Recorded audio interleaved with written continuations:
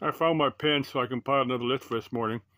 Now, that's the back of this list. That's a basic crystal set with an amplifier tied to it. Now, Tesla uses something, Nikola Tesla used a circuit similar to that to find ghosts, and he found something. It scared the hell out of him. Was it ghosts? Was it just something natural that, because there's all kind of signals down there. The planets themselves will put out radio signals, which nothing paranormal or spooky. Well, it's spooky sounding, but they're nothing paranormal or anything like that. It just they put out signals like that, and let's test a circuit. I need to build me something like that. Anyway, let me continue with my list now. Bunny MBL and van life. I'll get to her in a second. Now her doggie has been sick. She posted a picture on Facebook of her doggie and said that the doggie has been sick from yesterday, and dog named Rook. Now she's asking for people thoughts and prayers and stuff. And yeah, if you're into thoughts and prayers to for people or for sick animals, yeah, here send the bunnies doggie your thoughts and prayers. Now let me get to Bunny for a second. Now not recently, but maybe a few months ago, on one of some of her videos, she'd said something. So, what I like to do, is post videos like I'm doing now for people. Now, I posted a video, and then I went to Bunny's video, and posted a comment said I've left a video for you. My YouTube channel is in my name, and of course she promptly deleted it. So, I didn't have a very high opinion of Bunny. I'm thinking Bunny is just that type of person that will delete people's comments like that. She just doesn't want the guy to. Now, I've done that for other videos, and most of the YouTube content creators don't care if you give it, because it usually doesn't get me more than a few views off of their channel anyway. Or doesn't seem, because I've got the one I did for the 30 degrees in Europe, I posted over on Deutsche Welle. I think that probably got me a few more views. Because Deutsche Welle is a very, very popular, worldwide news service. By the way, for Bunny, hey Bunny, if you want to meet up with me and make some collab videos, as long as we can do it, excuse me, excuse me, as long as we can do it in a sane, rational, civil manner, yeah, I'd do a collab video with you. Now, if you want to offer me that tuna fish sandwich, we'd have to know each other a little bit before I do that with anybody. I just put that out there. But if you want to do some collab videos with me, I know a place around here that we'd both probably find interesting.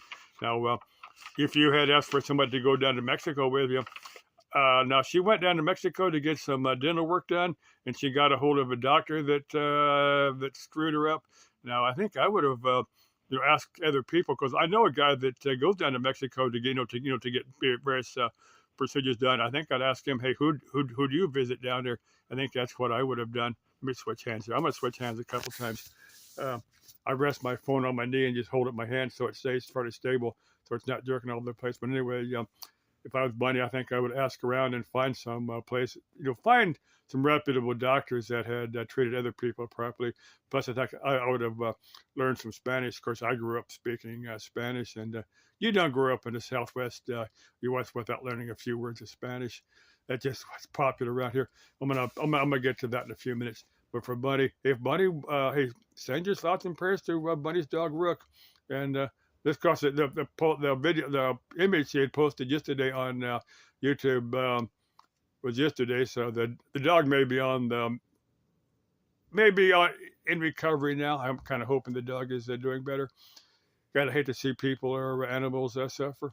Consider if you're into thoughts and prayers, send them to Bunny and her doggie, and hopefully. I don't know if Bunny's watching my videos, but Bunny, I'm not going to use the B word or the C word for you because I don't quite feel that way, but some people might. You might ease up a little bit.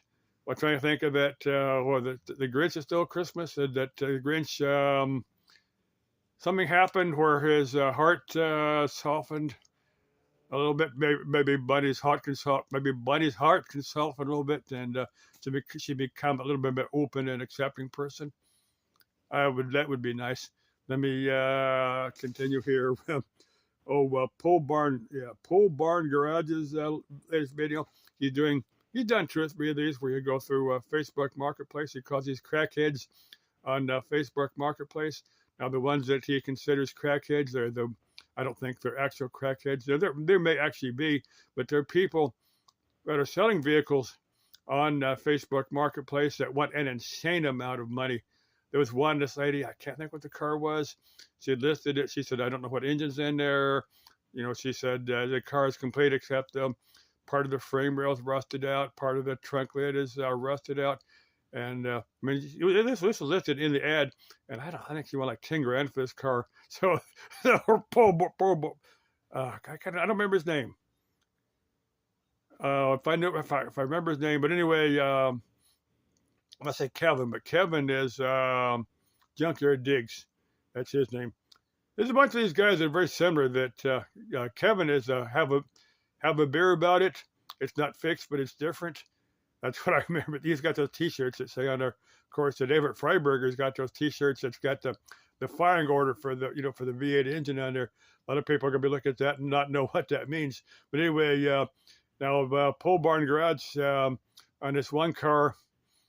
So they want 10 grand for a car that was partially rusted out. He commented, "Lady, you're completely insane," and or words to that effect.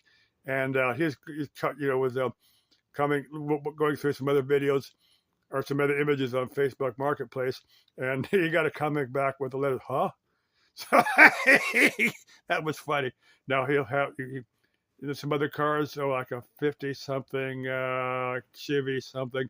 He goes, yeah, it's a nice car. It's not worth 10 grand. It's a 4-door post. That's a better preference.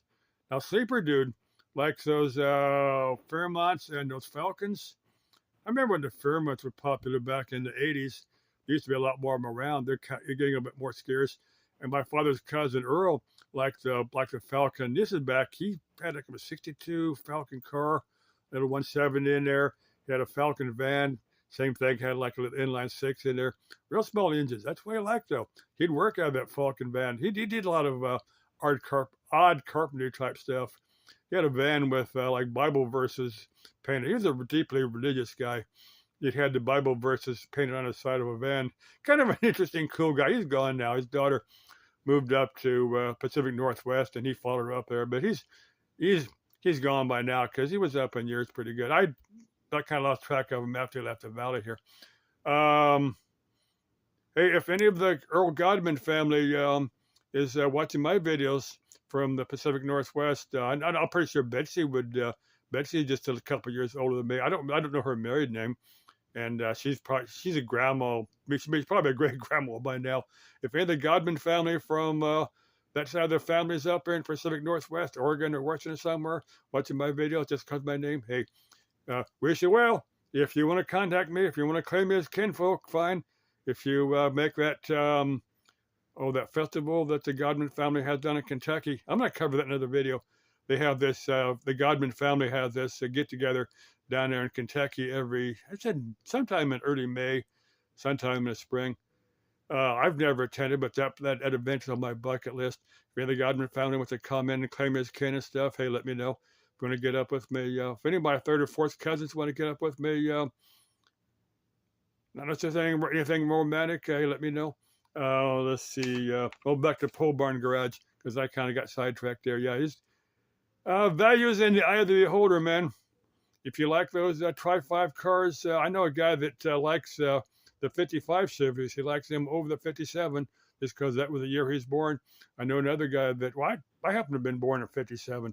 But I know another guy that had collected 57 Chevys. Same reason, just because it was the year he's born, and found that interesting. For free, I think they're cool cars. I don't see a difference in the 2-door and the 2-door and the 4-door cars. I think they're all interesting, but some people prefer the 2-door cars. Like I said, again, it's a matter of personal taste. It's a matter of personal preference. Let's see what else. Well, it was on Adam 12 back. Adam 12 was it's a TV show about these two LA cops. Anyway, now they had one guy had got a bad deal from a dealer. He'd bought what was obviously a 57 Chevy. Now this was made. The TV show was made back in the late 1960s. This guy got a bad deal on. He'd pay like $500 for this 57 Chevy. I think the engine was all goofed up or something. I looked at it. This is I was probably watching this show back in the '80s, and I looked at it and said, "Man, that car, if it's still around today, $500. That's a hell of a deal. It wouldn't have to run. It could be all rusted out. It's still, even a parts car is worth $500 or something like that. Like I said, this is back. The show was filmed back in the '60s, and the car wasn't. It was newer back then, but you could nothing. Pole Barn Garage was saying it would scare the hell out of me to drive that. No, I can't remember what the car was. It was all original. Yeah, you take something old like that, you definitely want to go through if it's all original, you want to go through the suspension, the steering components. That's what a lot of guys do that restore them. They'll go through the suspension, the steering parts, redo the brakes, go through the car where it's safe to drive. You don't want to leave it all stock in that respect. You can leave the body all stock and, redo the parts that are important, the parts that make it a better car to drive. You can get those kits out there, but you gotta be a gearhead to do that. You can't pay somebody to do that. Well, I guess you can. People do that, I suppose. Let's see, back to Pole Barn Garage's crackhead. Now, there was a friend of mine. I'd helped him, took him over to a couple places. He'd got some stuff off Facebook Market. He's got some tools, some Makita, some battery-powered and plug-in tools. Now, there are places that sell stuff off of Facebook Marketplace, like Makita tools. I'm just wondering where these come from. Are these actual crackheads that steal stuff off of shipping docks? Steal stuff out of Home Depots or Lowe's? Or are they warranty returns? Where do people get these tools that my friend of mine got like a battery-powered Makita for like $100, which is a hell of a deal. And I talked to him, I was going to go back, and somehow I never did. I never had the $100 to buy just for a battery-powered Makita. I've got a plug-in Makita that I don't use it that much. I don't use my drill that much, but if I needed to. Where do these deals on Facebook Marketplace come from? Where do people get their Makita tools? Now, there was a place over in Mesa I got a couple of used laptops from. I don't remember if it was Facebook Marketplace or if it was eBay. It could have been off eBay. This lady had some laptops listed, and to me it just sounded so damn sketchy. But I went over there anyway. But I told my daughter, because my daughter's also over in Mesa. I gave her the address of this place. I said, I've got to go there and make a deal with this lady. And she texted back. She said, "Dad, you're scaring me." So I said, "Yeah, I just kind of this place was kind of iffy." I went over there, paid the money for it, and fine. But this place just kind of had the look of a drug drop house. Of people that people would pay, drug addicts to exchange their stolen stuff from. And there's probably places like that. There's another place that it was out in the middle of the desert, here, that just had the look of a chop shop. If you know what a chop shop is, this place just had the look, because a friend of mine had me go out there to, we got an intake manifold for something. This guy happened to have it. We'd run out there. It's got a big old nice warehouse in the middle of the desert, and this place just had the earmarks of a chop shop. There's probably a few places out in the desert that are real chop shops. You either know what those are or you don't. But when Pole Barn Garage talking about crackhead deals on Facebook Marketplace, those images keep coming up. Another thing I want to address here, completely different. Now, there's a place that Rick DeBrule had mentioned on one of his videos, or a couple of videos. Now, that's the title of his YouTube channel, is Rick DeBrule. I've covered him. I'd say about 90% of Rick DeBrule's videos are from that Martin Museum in Phoenix, but he has gone up to, I think it's called Desert Diamond Auto Wrecking Yard. There's several of them. One of them is in Phoenix. It's a self-service auto wrecking yard in Phoenix. Another one is in Black Canyon City. Black Canyon City is about, it's a few miles north of the valley. It's just north of Phoenix. Actually, Black Canyon City is a pretty nice place. It's kind of in the foothills of the what's that mountain? The mountain range just north of Phoenix, the Bradshaws. But anyway, it's a hair cooler than the valley. But anyway, there's a self-service auto wrecking yard where they have the newer cars You can, they're parting out. You can go through there, but they have, according to Rick DeBrew, I've never been there. This place is on my bucket list. I'm gonna get that in a second. Now they have these what they call project cars. They're cars that are pretty much complete. They're maybe the body's maybe not straight. It's not a lot of rust on it. They're desert cars. You see on a lot of sales vehicles, desert car. It's a car that doesn't have a lot of rust in here because we're not close to the ocean. We're not places where they salt the roads for snow. The cars don't rust out as quickly. But anyway, this auto wrecking yard has these project cars. I would just like to go through this yard somewhat, preferably another gearhead chick that's into old cars. Would go with me. We could make some videos. You can have a YouTube channel. You don't have to. Not anything romantic. Just make a collab video with a chick that's into old cars. Go through this yard. And video some of their project cars. Because they've got cars that are nearly complete. With a clean title that you can just trailer them out there, then slowly go through them and get a piece of American muscle history that you can make a daily driver into. Again, you'd want to completely go through there. Not necessarily a frame up restoration, but you can take a car and make a daily driver out of it. Get it ready to drive, and then slowly go through it piece by piece. Do the suspension, the steering components, brakes, little by little as you're using it. People do stuff like that. Anyway. Dwell on that long enough. Let me get to English language because I was covering Spanish yesterday. Just wanted to include something here on English. Now, English, like Spanish, English has gone worldwide. The people out of the Great Britain they did their colonizing back in the day, and there's quite a bit of English spread worldwide, just the way things were. And if you look at the English they did in Australia, the English they speak is pretty close to English. There's a few words that are slightly different. The core language is the same. Now, if I listen to somebody from Australia, yeah, I can understand them. Now, if you go back 500 years, like the King James Bible, like the plays from Shakespeare, you can understand it, but it just sounds a bit funny. It's just the way they spoke back then. Languages do that. Languages change over time.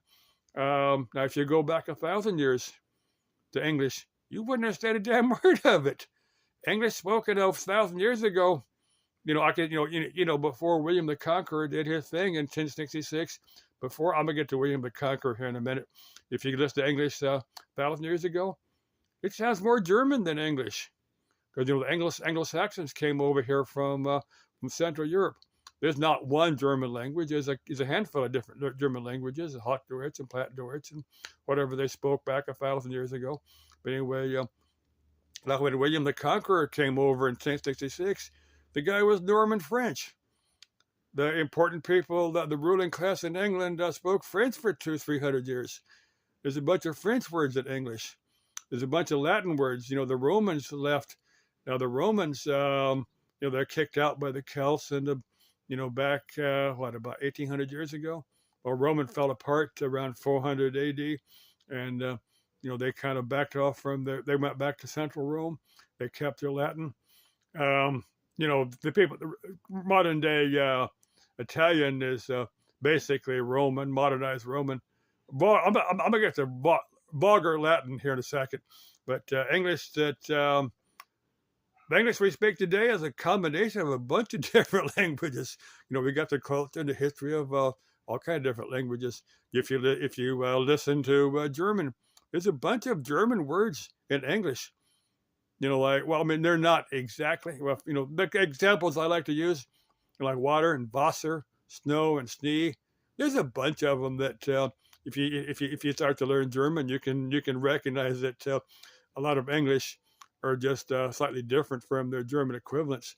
So I've always found that really, really super fascinating.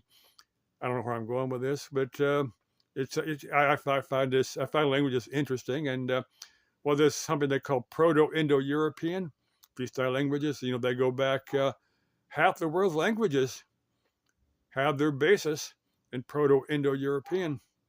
Half the world's languages are based upon that, and that's the reason you'll find a lot of words that are very, very similar in languages that you wouldn't think had anything to do with English. Kind of interesting. Okay, the last thing I'm going to cover here, because I've rambled on long enough, is uh, I'm gonna go over to Walmart here later this morning and buy a few things. But anyway, now if you go in there now, if a guy goes in there is buying grub, now the ladies that work at the cashiers, you can kind of pick up on the people that are probably by themselves. Now for me, I go in there, and buy my own food. It's obvious that. Well, I mean, any chick that's into the cashier is got to realize that a guy buying his own food consistently, because I mean, you see the same cashiers all of the time, and these ladies kind of pick up on. They kind of figure, well, if you're buying your canned food, you're probably a guy by yourself. And these ladies that now, yeah, you'll know the look if you're looking at a piece of meat that you're considering a piece of steak or hamburger or whatever. You kind of eyeball it. These chicks will kind of give you this eyeball like they're sizing you up. People do that. That's just the way we humans work. You kind of size somebody up. These chicks now. I kid around about different ladies that are here on YouTube and stuff. And if I really want to find somebody, I could probably, start asking some of these ladies at Walmart some more serious questions. You got a husband or family. You got grown kids. What's your kids? You got kiddos living at home. You got kids. You got grandkids still living home. You're there with your daughter and her family, and you don't have your boyfriend or husband there. Yeah, I could start asking them stupid questions like that and see where that goes. You start asking chicks questions like that, and they know that you're curious about them. And like I said, I could probably find somebody, but deep down, yeah, I don't think I really want somebody. I'm more talking about picking up somebody just to set up the people that think I'm gay. Now, some lady did want to make some YouTube videos with me. Yeah, I would go for it. Whatever you got in mind, let me know. We'll sit down and figure it out, and we'll do something interesting. We'd want to know each other before then went beyond that. They probably wouldn't. You get older in life and you're kind of set in your ways and you really don't want somebody. Okay. Bye.